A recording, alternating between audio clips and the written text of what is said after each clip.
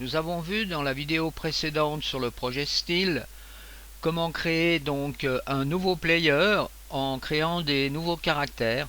Alors maintenant nous allons voir comment l'on peut créer un nouvel ennemi donc avec un caractère différent. Alors ici j'ai pris un vieux monsieur donc qui se trouve ici. Alors faisons un petit test pour commencer à comprendre. Donc vous allez voir que l'ennemi va se déplacer sur ces différents points qui se trouvent ici, que j'ai symbolisé ici par des cylindres. Et pour l'instant, le player se trouve à une distance assez importante pour pas être tué par l'ennemi. Alors je lance le jeu en sélectionnant, vous voyez, l'ennemi en premier.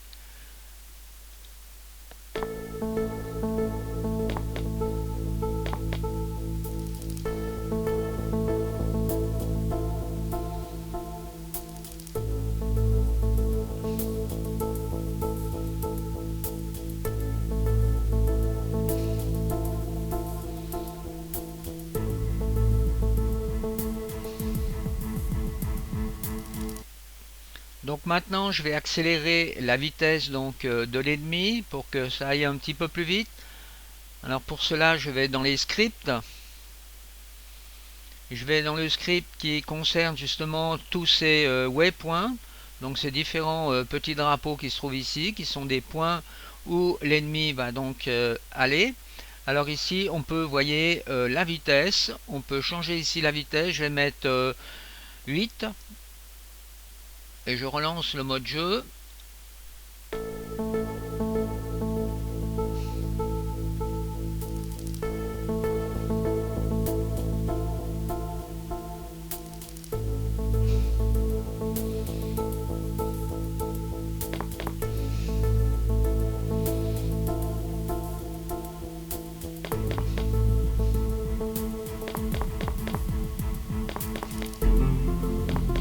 Maintenant je vais arriver, vous voyez, dans la sphère de collision.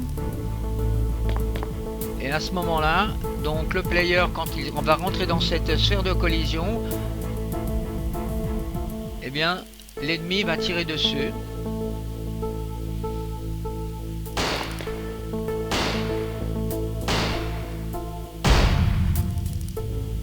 Simulation restarting.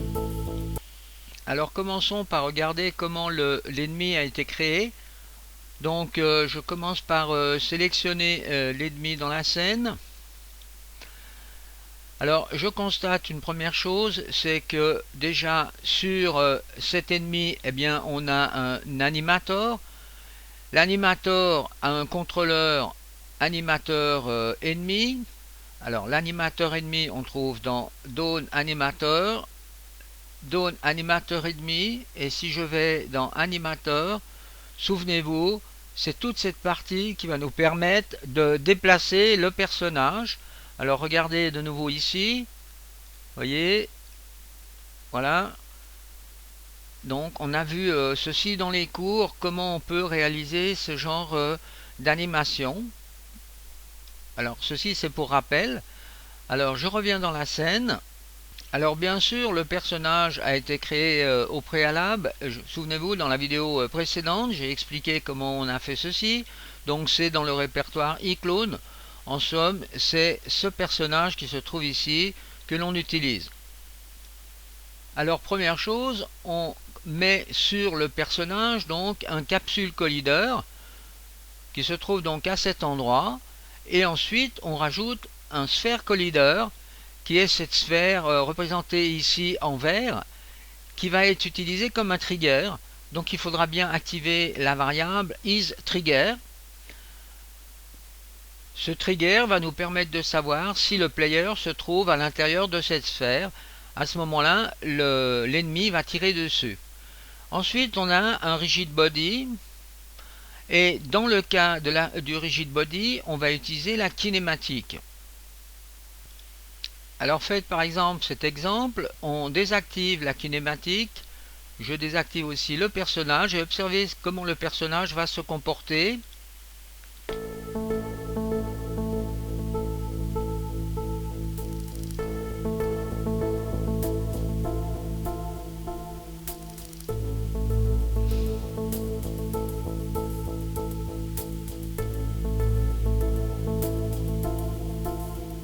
Voilà.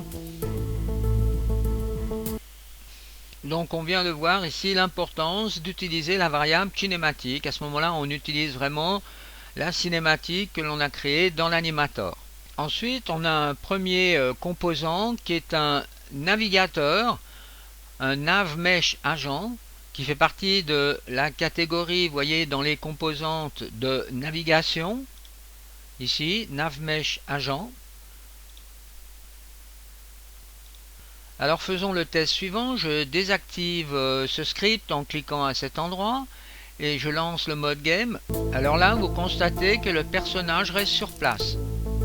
Donc vous voyez ici dans le help en ligne on retrouve donc les différents paramètres avec les explications donc qui se trouvent ici. Alors on a un paramètre stopping distance qui va permettre de décélérer l'ennemi donc par rapport à la distance de la destination.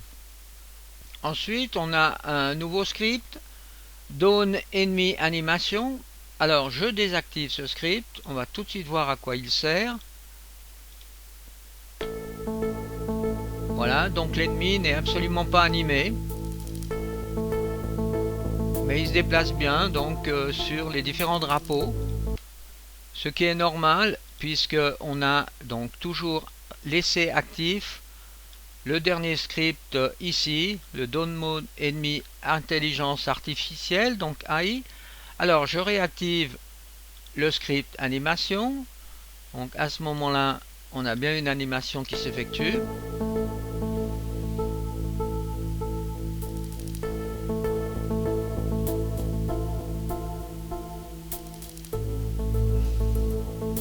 Donc il se déplace sur ces différents points. Alors maintenant, regardons comment ces points ont été créés. Je sélectionne le drapeau.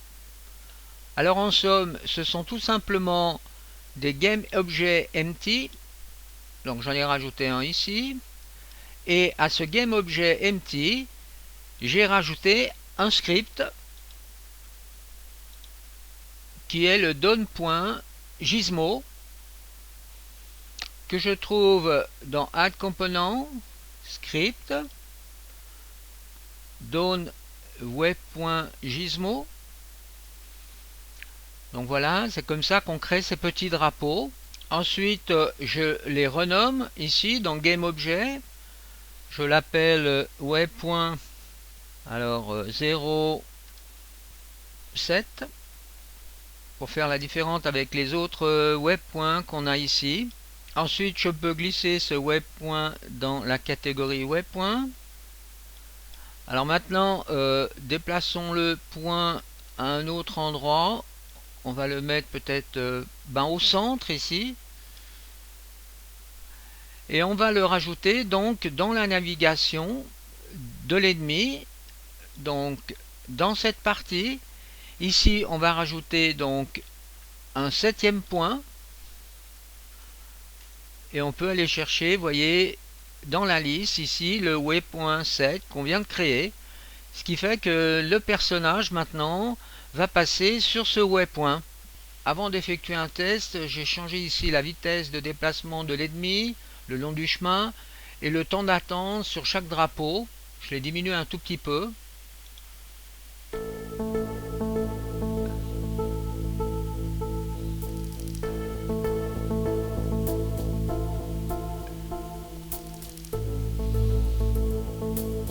On voit très bien la ligne rouge qui nous signale le chemin que parcourt donc l'ennemi. Et voilà, sur le point 7.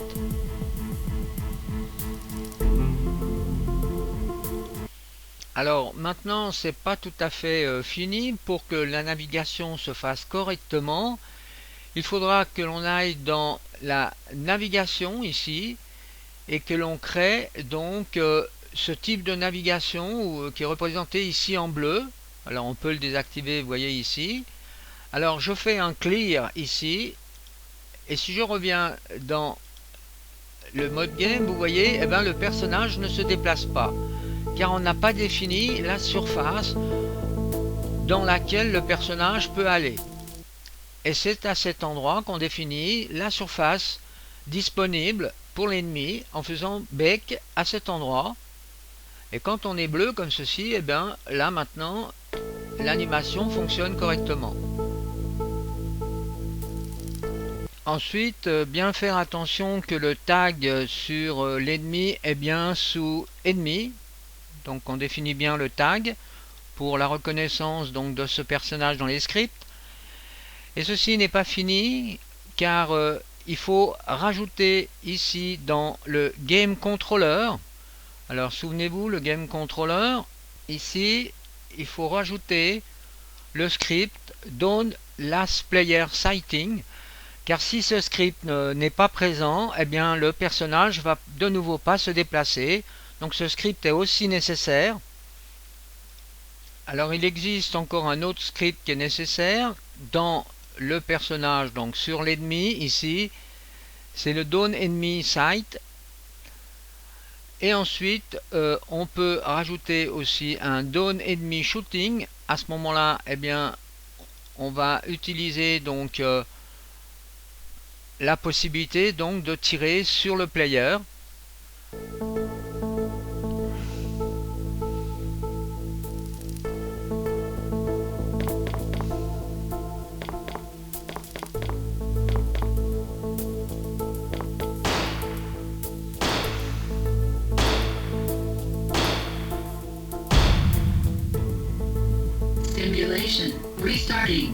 On doit aussi sur le player rajouter le script de santé, donc par rapport au projectile qu'il va subir. Alors on a ici le Down Player Health qui est la santé du player. Alors ici la santé est extrêmement petite, donc effectuons un test.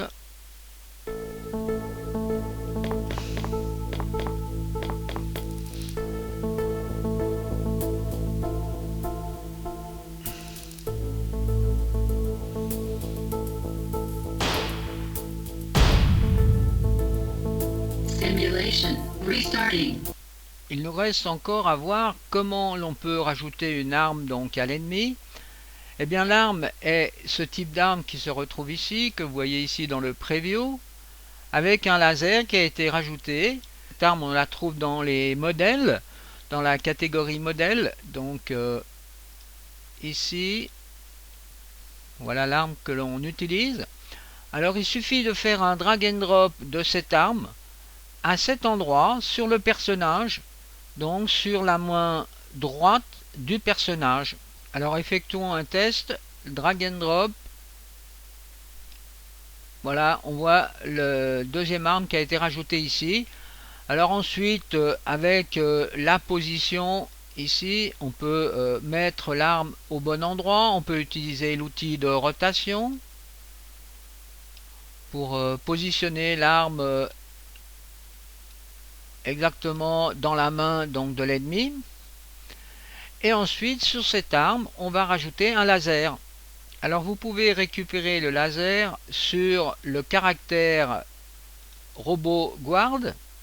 Donc si vous développez donc ce caractère ici, alors peut-être celui-là, on va retrouver ça donc aussi sur sa main. Donc là, vous avez le laser.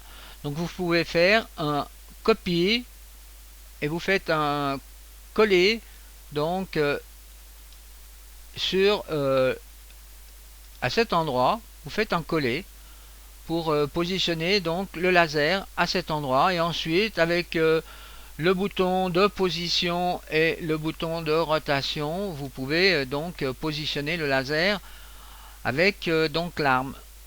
Alors il vous faudra faire sûrement plusieurs essais, car la position que vous faites en ce moment, lorsque vous allez être en mode game, vu que la main va bouger, il va falloir repositionner donc l'arme. Donc il faut faire des petits essais successifs.